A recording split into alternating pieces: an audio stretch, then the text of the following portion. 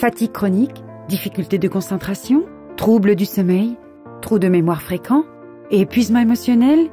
D'accord, mais cela peut correspondre à une personne souffrant de l'épuisement professionnel communément appelé burn-out. Ou penses-tu à une personne souffrant de dépression clinique? Car la plupart du temps, ces deux pathologies sont confondues.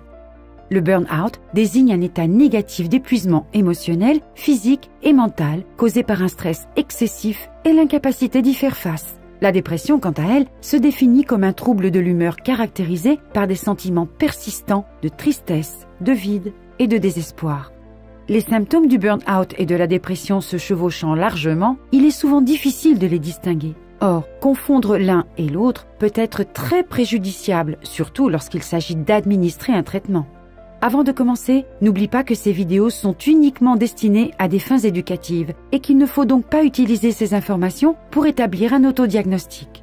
Cela dit, voici 7 différences importantes entre le burn-out et la dépression. Numéro 1. La dépression est un trouble mental.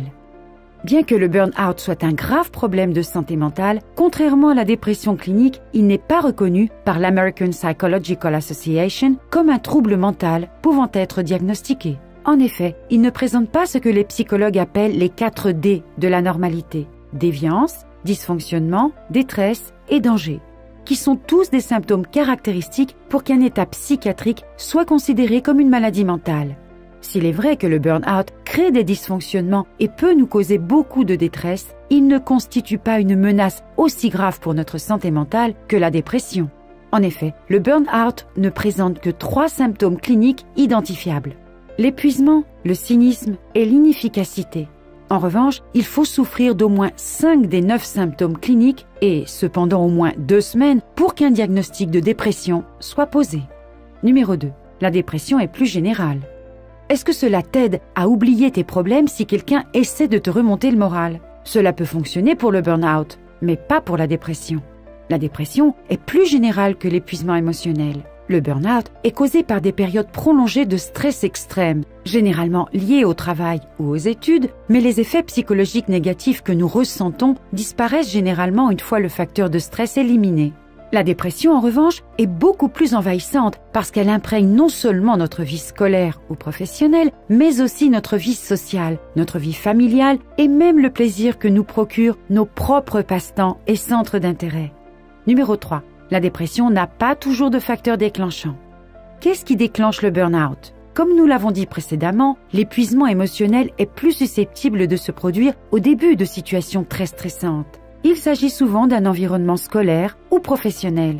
Les exemples les plus courants sont les examens de fin d'année, l'entrée dans une université prestigieuse ou même une promotion importante au travail. Mais lorsqu'il s'agit de dépression, il n'est pas toujours possible d'identifier un déclencheur évident pour expliquer son apparition.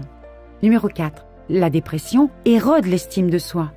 Quelle est cette caractéristique unique de la dépression? La détérioration évidente de l'estime de soi. De nombreux patients déprimés luttent contre un sentiment d'inutilité. Tout but ou objectif semble avoir disparu. Ceux qui sont émotionnellement épuisés, en revanche, ressentent la même perte de motivation, de plaisir et d'intérêt. Mais leur sens de l'estime de soi reste largement intact. Bien que tu puisses parfois te sentir frustré, déçu ou déprimé, ce n'est généralement qu'un facteur de stress particulier qui te fait ressentir cela. Par exemple, le fait de se dégoûter de soi-même simplement parce qu'on a échoué un examen.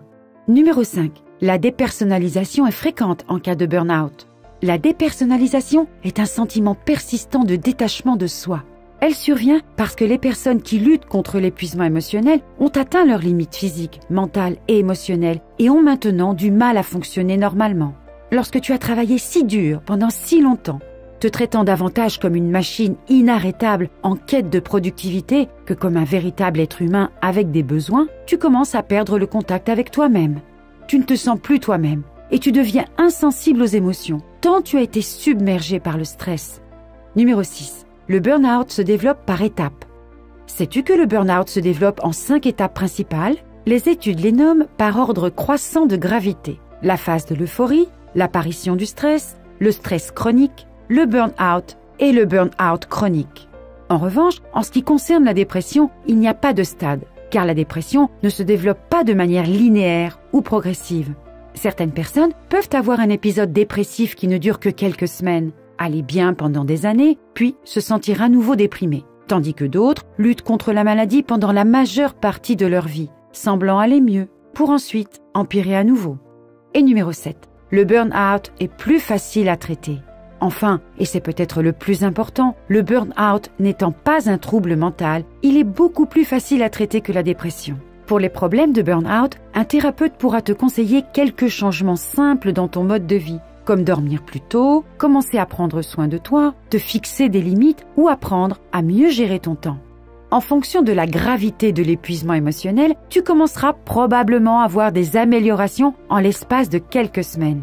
Dans le cas de la dépression, les plans de traitement courants comprennent non seulement des changements de mode de vie, mais aussi des antidépresseurs, une thérapie cognitive, une thérapie comportementale ou une thérapie psychodynamique, entre autres. Nous espérons t'avoir donné une idée des différences entre la dépression et le burn-out. Penses-tu que l'une d'entre elles s'applique à toi? Fais-le nous savoir dans les commentaires ci-dessous.